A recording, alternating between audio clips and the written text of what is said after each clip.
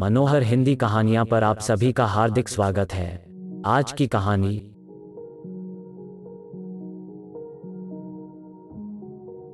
मेरी बेटी की शादी थी और मैं कुछ दिनों की छुट्टी लेकर शादी के तमाम इंतजाम को देख रहा था।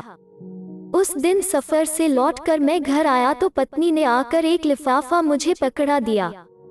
लिफाफा अनजाना था, लेकिन प्रेषक का नाम देखकर मुझे एक आश्चर्य मिश्रित जिज्ञासा हुई।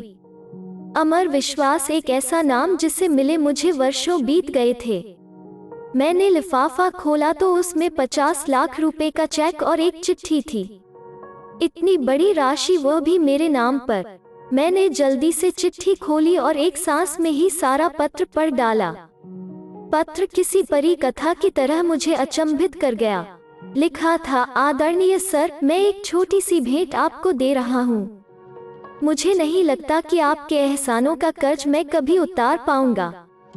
ये उपहार मेरी अनदेखी बहन के लिए है। घर पर सभी को मेरा प्रणाम।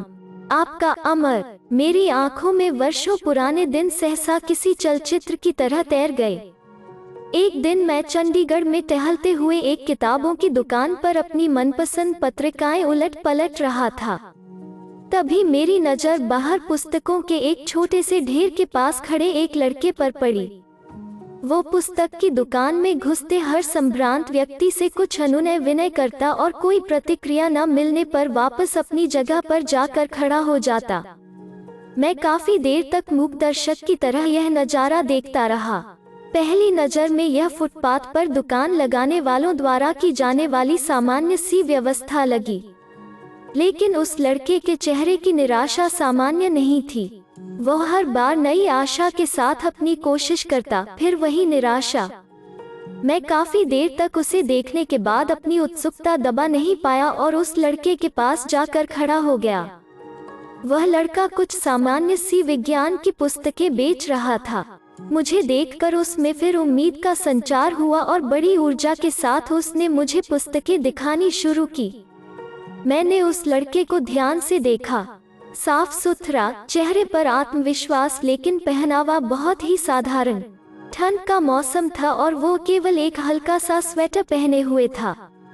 पुस्तकें मेरे किसी काम की नहीं थीं, फिर भी मैंने जैसे किसी सम्मोहन से बंद कर उससे पूछा, बच्चे, ये सारी पुस्तकें कितने की हैं?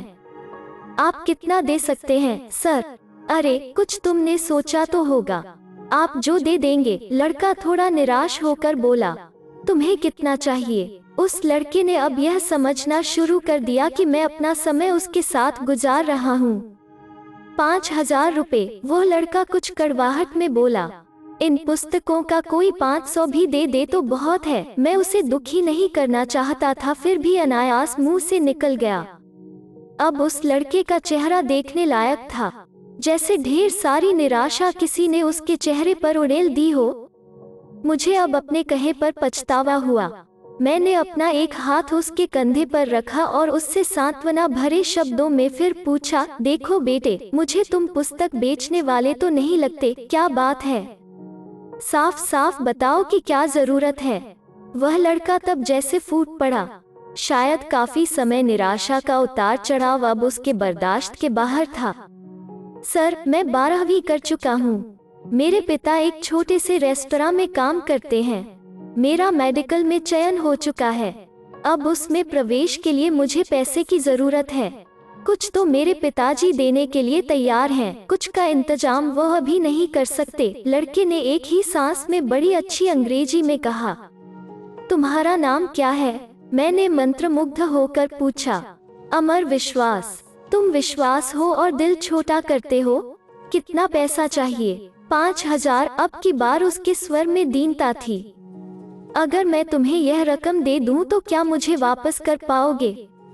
इन पुस्तकों की इतनी कीमत तो है नहीं। इस बार मैंने थोड़ा हंसकर पूछा। सर, आपने ही तो कहा कि मैं विश्वास हूँ। आप मुझ पर विश्वास कर सकते हैं। मैं पिछले 4 दिन से यहाँ आता हूँ। आप पहले आदमी हैं जिसने इतना पूछा। अगर पैसे का इंतजाम नहीं हो पाया तो मैं भी आपको किसी होटल में कप प्लेटें धोता हुआ मिलूंगा। उसके स्वर में अपने भविष्य के डूबने की आशंका थी। उसके स्वर में जाने क्या बात थी जो मेरे जेहन में उसके लिए सहयोग की भावना तैरने लगी। मस्तिष्क उसे एक जालसाज से ज्यादा कुछ मानने को तैयार नहीं था, जबकि दिल में उसकी बात को स्वीकार करने का स्वर उठने लगा था। आखिर में दिल जीत गया। मैंने अपने पर्स से 5,000 रुपए निकाले, जिनको मैं शेयर मार्केट में निवेश करने की सोच रहा था, उसे पकड़ा दिए। वैसे इतने रुपए तो मेरे लिए भी माने रखते थे, लेकिन न जाने किस मोह ने मुझसे वो पैसे निकलवा लिए। देखो बेटे, मैं नहीं जानता कि तुम्हारी बातों में, तुम्हारी इच्छा शक्ति में कितना दम है, लेकिन मेरा दिल कहता है कि तुम्हारी मदद करनी चाहिए, इसीलिए कर रहा हूँ। तुमसे 4-5 साल छोटी मेरी बेटी भी है मिनी, सोचूंगा उसके लिए ही कोई खिलौना खरीद लिया। मैंने पैसे अमर की तरफ बढ़ाते हुए कहा। अमर हतप्रभ था, शायद उसे यकीन नहीं आ रहा था। उसकी आंखों में आंसू तैर आए। उसने मेरे पैर छुए तो आंखों से निकली 2 बूंदें मेरे पैरों को चूम गईं। ये पुस्तकें मैं आपकी गाड़ी में रख दूं? कोई जरूरत नहीं, इन्हें तुम अपने पास रखो। यह मेरा कार्ड है, जब भी कोई जरूरत हो तो मुझे बताना। वो मूर्ति बनकर खड़ा रहा और मैंने उसका कंधा थपथपाया। कार स्टार्ट कर आगे बढ़ा दी। कार को चलाते हुए वो घटना मेरे दिमाग में घूम रही थी और मैं अपने खेले जुए के बारे में सोच रहा था, जिसमें अनिश्चितता ही ज्यादा थी। कोई दूसरा सुनेगा तो मुझे एक भावुक मूर्ख से ज्यादा कुछ नहीं समझेगा। अतः मैंने यह घटना किसी को न बताने का फैसला किया। दिन गुजरते गए। अमर ने अपने मेडिकल में दाखिले की सूचना मुझे एक पत्र के माध्यम से दी। मुझे अपनी मूर्खता में कुछ मानवता नजर आई। एक अनजान सी शक्ति में, या कहें दिल में, अंदर बैठे मानव ने मुझे प्रेरित किया कि मैं 1,000-2,000 रुपए उसके पते पर फिर भेज दूं। भावनाएं जीती और मैंने अपनी मूर्खता फिर दोहराई। दिन हवा होते गए। उसका संक्षिप्त सा पत्र आता जिसमें 4 लाइनें होती, 2 मेरे लिए, एक अपनी पढ़ाई पर और एक मिनी के लिए, जिसे वो अपनी बहन बोलता था। मैं अपनी मूर्खता दोहराता और उसे भूल जाता। मैंने कभी चेष्टा भी नहीं की कि उसके पास जाकर अपने पैसे का उपयोग देखूं, न कभी वो मेरे घर आया। कुछ साल तक यही क्रम चलता रहा। एक दिन उसका पत्र आया कि वो उच्च शिक्षा के लिए ऑस्ट्रेलिया जा रहा है। छात्रवृत्तियों के बारे में भी बताया था और एक लाइन मिनी के लिए लिखना वो अब भी नहीं भूला। मुझे अपनी उस मूर्खता पर दूसरी बार फक्र हुआ, बिना उस पत्र की सच्चाई जाने। समय पंख लगाकर उड़ता रहा। अमर ने अपनी शादी का कार्ड भेजा। वो शायद ऑस्ट्रेलिया में ही बसने के विचार में था। मिनी भी अपनी पढ़ाई पूरी कर चुकी थी। एक बड़े परिवार में उसका रिश्ता तय हुआ था। अब मुझे मिनी की शादी लड़के वालों की हैसियत के हिसाब से करनी थी। एक सरकारी उपक्रम का बड़ा अफसर कागजी शेर ही होता है। शादी के प्रबंध के लिए ढेर सारे पैसे का इंतजाम, उधेड़-बुन और अब वो चेक। मैं वापस अपनी दुनिया में लौट आया। मैंने अमर को एक बार फिर याद किया और मिनी की शादी का एक कार्ड अमर को भी भेज दिया। शादी की गहमागहमी चल रही थी। मैं और मेरी पत्नी व्यवस्थाओं में व्यस्त थे और मिनी अपनी सहेलियों में। एक बड़ी सी गाड़ी आकर रुकी। एक संभ्रांत से शख्स के लिए ड्राइवर ने गाड़ी का गेट खोला तो उस शख्स के साथ उसकी पत्नी, जिसकी गोद में एक बच्चा था, भी गाड़ी से बाहर निकले। मैं अपने दरवाजे पर जाकर खड़ा हुआ तो लगा कि इस व्यक्ति को पहले भी कहीं देखा है। उसने आकर मेरी पत्नी और मेरे पैर छुए। सर, मैं अमर, वो बड़ी श्रद्धा से बोला। मेरी पत्नी अचंभित सी खड़ी थी। मैंने बड़े गर्व से उसे सीने से लगा लिया। उसका बेटा मेरी पत्नी की गोद में घर सा अनुभव कर रहा था। मिनी अब भी संशय में थी।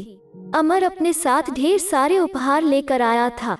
मिनी को उसने बड़ी आत्मीयता से गले लगाया। मिनी भाई पाकर बड़ी खुश थी। अमर शादी में एक बड़े भाई की रस्म हर तरह से निभाने में लगा रहा। उसने ना तो कोई बड़ी जिम्मेदारी मुझ पर डाली और न ही मेरे चाहते हुए मुझे एक भी पैसा खर्च करने दिया। उसके भारत प्रवास के दिन जैसे पंख लगाकर उड़ गए। इस बार अमर जब ऑस्ट्रेलिया वापस लौटा तो हवाई अड्डे पर उसको विदा करते हुए न केवल मेरी बल्कि मेरी पत्नी मिनी सभी की आंखें नम थीं। हवाई जहाज ऊंचा और ऊंचा आकाश को छूने चल दिया और उसी के साथ साथ मेरा विश्वास भी आसमान छू रहा था। मैं अपनी मूर्खता पर एक बार फिर गर्वित था और सोच रहा था कि इस नश्वर संसार को चलाने वाला कोई भगवान नहीं, हमारा विश्वास ही है। अगर आपको यह वीडियो पसंद आया तो इसे लाइक कीजिए, शेयर कीजिए और इस चैनल को सब्सक्राइब कीजिए। धन्यवाद।